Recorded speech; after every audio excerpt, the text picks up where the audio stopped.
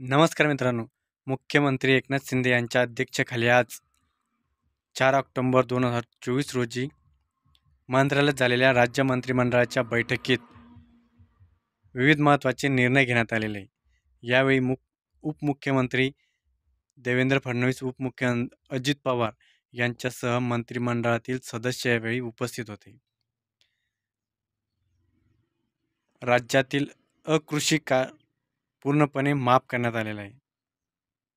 महसूल न्यायाधिकरणाच्या अध्यक्ष व सदस्यांसाठी जाहिरातीद्वारे अर्ज मागवणार. दौंड येथे बहुउद्देशीय सभागृह नाट्यगृहासाठी शासकीय जमीन. त्र्यंबकेश्वर तालुक्यातील किकवी प्रकल्पाचा कामास गती देणार. टेंभू उपसा सिंचन योजनेस स्व अनिल भाऊ बाबर यांचे नाव. पूर्णा नदीवर 10 साखळी बंधाऱ्याच्या कामांना गती देणार. सिल्लोडमधील जमिनीला सिंचन. प्राचीन व ऐतिहासिक वास्तूचे नुकसान केल्यास आता 2 वर्षाचा तुरुंगवास, 1 लाख दंडाची तरतूद. राज्यातील खेळाडूंसाठीच्या पारितोषिकांच्या रकमेत वाढ.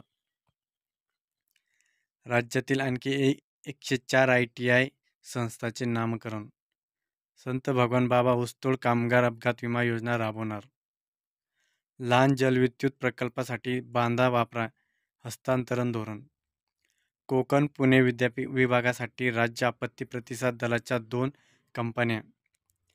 महाराष्ट्र आरोग्य विज्ञान विद्यापीठात सुधारित सेवा अंतर्गत अश्वशक्ती प्रगती योजना.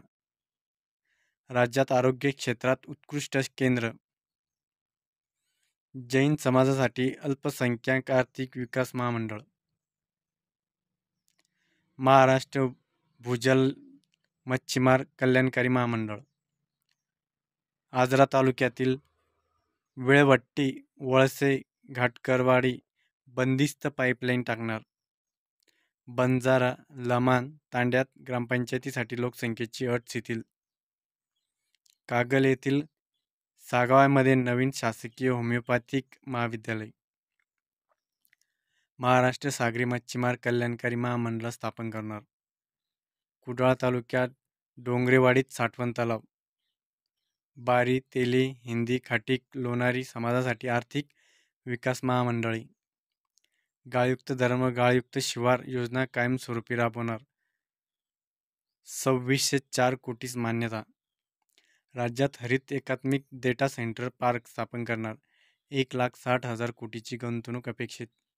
उच्च तंत्रज्ञानावर आधारित अतिविशाल प्रकल्प योजनेत सुधारणा. अधिकाधिक प्रकल्पांना प्रोत्साहन.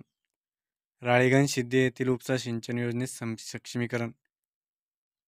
शिरोळ तालुक्यातील गावागावामध्ये भूमिगत चर योजना राबवणार. बौद्ध समाजातील सामाजिक, शैक्षणिक, सांस्कृतिक संस्थांना 10 लाखापर्यंत अनुदान योजना. सोलापूर ते मुंबई हवाई मार्गासाठी व्हायबिलिटी गॅप फिलिंग देणार. वैद्यकीय अधिकाऱ्यांना 7व्या वेतन आयोगाप्रमाणे व्यवसायाविरुद्ध भत्ता देणार. डेक्कन कॉलेज गोखले संस्था टिळक महाराष्ट्रमधील कर्मचाऱ्यांना सुधारित अश्वसित प्रगती योजना. वडाळा सॉल्ट पॅनलमध्ये भूखंड शैक्षणिक धोरण राबवणार. रमई आवास, शबरी आवास योजनेतील घरकुलासाठी अनुदानात वाढ करण्यात आलेली. हे होतं आजचं मंत्रिमंडळातील बैठकीतील निर्णय. 33 निर्णय आज मंत्रिमंडळाने घेतलेले आहेत.